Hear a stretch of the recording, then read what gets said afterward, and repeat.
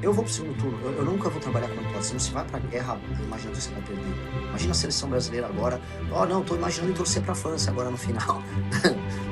Não Mas, pode. bom, a gente agora vai começar a nossa entrevista com o Renan Santos, pré-candidato à presidência da República pelo Partido Missão, fundador do MBL, do Movimento Brasil Livre. Já está conosco, inclusive, com imagens. Muito bom dia para você, bem-vindo.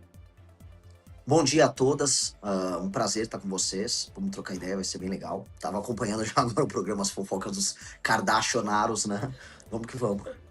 Eu quero começar por aí, viu? Porque é o seguinte, a gente estava analisando aqui mais cedo esses vídeos, né? Esses desabafos da ex-primeira-dama Michele Bolsonaro, fez ali críticas a Flávio Bolsonaro, depois recuou um pouco, aí a gente mostrou também a fala do senador dizendo que está aberto ali ao diálogo, né? Eles, de certa forma, se pacificando. E aí, por que eu estou começando por aqui a nossa conversa, pré-candidato? Porque o senhor tem se destacado em algumas pesquisas, né? Em algumas delas, inclusive, entrando ali numa terceira posição, quando a gente isola ali Flávio Bolsonaro e o presidente Lula. Agora, a Michele Bolsonaro, a gente até falou mais cedo aqui de alguns elementos que estavam presentes naquele vídeo, fazendo possíveis acenos a partir de algumas simbologias ali, né, do vídeo, para o eleitorado evangélico, né, para aquele eleitorado com o qual ela conversa melhor, inclusive para as mulheres. Agora eu quero saber como é que o senhor pretende se aproximar, se é que pretende, desse eleitorado, por exemplo, né? A gente até falou mais cedo aqui de uma herança que fica, de um legado que fica do bolsonarismo para quem possa pegar, quem poderia talvez figurar como uma, entre aspas, terceira via. Esse é o caso, você está olhando para isso nesse sentido de tentar se aproximar, fazer acenos também para um eleitorado do qual Michele parece estar tentando? Vamos por partes. O eleitorado antipetista era o eleitorado antipetista antes do Bolsonaro existir. As pessoas votaram no Aécio, as pessoas votaram no Alckmin, as pessoas votaram no José Serra, as pessoas votaram no Fernando Henrique, ele venceu 2 eleições em primeiro turno. Não é que o Bolsonaro inventou um eleitor ou inventou um campo político, ele apenas se apropriou de uma coisa que já existia. E por uma parte desse eleitor, especialmente os mais velhos, houve uma paixão. Essas pessoas são apaixonadas pelos Bolsonaro. Tanto que, como a nossa colega aqui disse muito bem, vivem as fofocas. Ai, o Bolsonaro acordou com dor de barriga. Ai, a Michele chorou. Ai, não sei o que, ele comeu farofa e derrubou na roupa. As pessoas acompanham aquilo como se fosse uma novela nas redes sociais. É engraçado, é divertido e ajuda a fazer a manutenção, vamos dizer, da atenção do eleitor, só que é um fim em si mesmo, é igual assistir um reality show. Qual a utilidade do reality show? Te entreter, o tempo passa, mas nada acontece. E na política, o tempo não precisa passar, mas com certeza as coisas precisam acontecer. E o Flávio e a família Bolsonaro em nada fazem coisas acontecer porque eles são políticos muito inábeis. E o que essa história mostra? Ora, se essa família não consegue nem se administrar, se o patriarca da família, que é o Bolsonaro, que já é um homem muito limitado intelectualmente, não consegue, vamos dizer, colocar sua esposa e o seu filho para conversar, e eles precisam lavar roupa suja em público, mostra que eles não têm capacidade de liderança, como nunca tiveram. Né? O Bolsonaro, querendo ou não, é um erro do destino que aconteceu para as redes sociais. Ah, mas eles têm um eleitorado muito grande. Existe o antipetismo e existe o bolsonarismo. Todo bolsonarista é antipetista, mas nem todo antipetista é bolsonarista.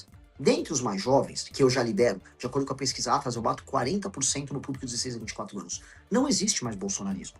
É como se fosse um reality show antigo. É como se fosse o Bambam do Big Brother, tá? Que não faz mais sentido para gerações mais novas. Então, é um produto velho. Dentre as pessoas mais velhas, eu tenho que separar quem vai ficar apaixonado pela família. E aí eu vou botar aí 15% do eleitorado, talvez até 20%. E o resto, quem é que vai fazer um voto pragmático contra o PT? Eu vou buscar quem vai fazer um voto pragmático contra o PT. Eu não estou buscando a atenção de vou dar um perfil demográfico. Um homem e uma mulher com mais de 65 anos que ficam colocando mãozinhas de oração quando o Bolsonaro aparece doente. Essa pessoa, ela vai ficar na frente do quartel com o Bolsonaro. Essa pessoa gostaria que o Bolsonaro tivesse, sei lá, dado um golpe para salvar a gente do comunismo, essas coisas. Tudo bem, ela fique lá com os Bolsonaro. Eu vou contar com essa pessoa no segundo turno. No primeiro turno, eu tenho que falar sobre problemas reais, sobre pessoas reais. Né? Existe, por exemplo, vocês estavam comentando agora há pouco sobre o aceno que o Bolsonaro quer dar às mulheres. Você não acena para uma mulher concreta falando do PL e da misoginia. As mulheres concretas, elas estão preocupadas com creche para criança que tem uma merenda boa. Ela está preocupada com violência no meio da rua, violência física contra ela, contra a filha dela ou contra o filho dela. Ela está preocupada com renda concreta, porque além do custo de vida ter aumentado, um problema real que atinge as mulheres é boa parte das novas relações que existem entre homens e mulheres no Brasil não são formalizadas. Aí você tem a moça que fica grávida, tem um filho, e o vagabundo do pai não paga pensão. Então, esses são problemas concretos que não estão sendo abordados nessas discussões meio só para inglês ver, tipo, o PL da misoginia, acho que o cara foi misógino no ambiente. Cara, isso não tá sendo discutido por as mulheres do Brasil, mais pobres, humildes. E eu tô rodando. Quando eu tô lá no Maranhão, elas estão discutindo esses temas que eu levantei. E elas não estão discutindo essa fingição, desculpa, a fingição eleitoral que os caras de direita estão fazendo para conquistar de maneira falsa o voto feminino. Bom dia, Renan, um prazer estar aqui com você. A minha pergunta tem a ver também com isso, né? Eu entendo que você tem um posicionamento mais pragmático. Agora, ouvindo a sua fala, entendo que é um posicionamento mais pragmático. Como é que você acha que você consegue ter uma capilaridade, né? Sei também, como você também disse, os jovens, né? Como vocês são populares com os jovens. Mas com esse posicionamento mais pragmático, como é que você consegue ter uma adesão num país altamente polarizado, onde a emoção tem regido muito o voto aqui do brasileiro? Então, como é que você vai adentrar, furar bolhas, né? Furar essas bolhas com esse discurso mais pragmático? E se você se insere ali, por exemplo, no campo da direita, como é que você se insere também nisso? Porque eu frequento muito o campo da direita e ainda vejo que as pessoas torcem muito o nariz lá pro próprio Partido Missão. Então, como é que você enxerga tudo isso? Uma pessoa no campo da direita que é bolsonarista, eu não estou atrás do voto dela. Simplesmente, essa pessoa com esse perfil que ela vai até o fim com os Bolsonaro, ela não precisa votar em mim.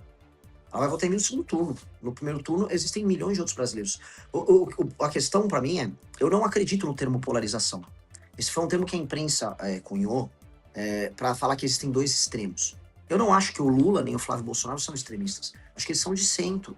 A agenda dos dois é muito parecida, tanto que eles votaram igual, por exemplo, no fim da escala 6x1, votaram junto aí no negócio da misoginia. Ambos estão envolvidos no escândalo do Banco Master, ambos estão envolvidos no escândalo do INSS. Se você olha direitinho, não tem polarização. Você tem os caras do centro político que os olhos verdes do Bolsonaro encantaram um público, e, vamos dizer, o colchão malhado agora do Lula encantou outro público. É uma piada, mas a real é assim, é sobre personalidade.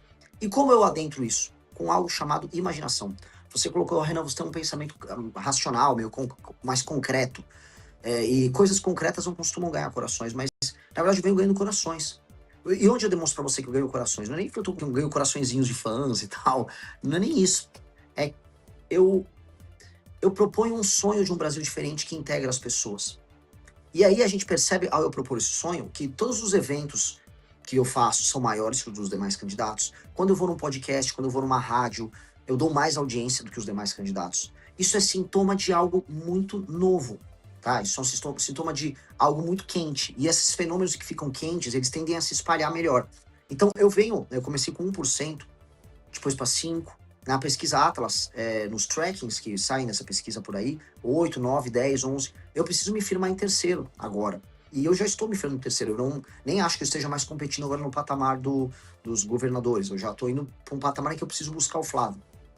E nesse jogo, nesse desenho que eu coloco para você, sonhar e propor uma imaginação do o que é um Brasil sem favela, o que é um Brasil em que o Nordeste é desenvolvido, o que é um Brasil em que a bandidagem será destroçada, o que é um Brasil que vai saber utilizar suas terras raras como um instrumento real para enriquecer as pessoas. E eu falar dessas propostas, eu ir viajar ao Brasil profundo, eu ir pro Pará de carro, eu ir pro Maranhão de carro, eu ir pro Rio Grande do Norte, no interior, no sertão árido de carro, nenhum deles está fazendo. E aí as pessoas passam a viver do sonho comigo. E sonho é sobre emoção também. É a sua imaginação e o seu coração batendo juntos. E quando essas coisas acontecem, você emociona as pessoas abraçam o seu sonho.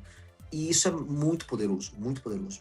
E aí, gostou do vídeo? Não esqueça de se inscrever e deixar o seu like. Obrigado por assistir e até a próxima!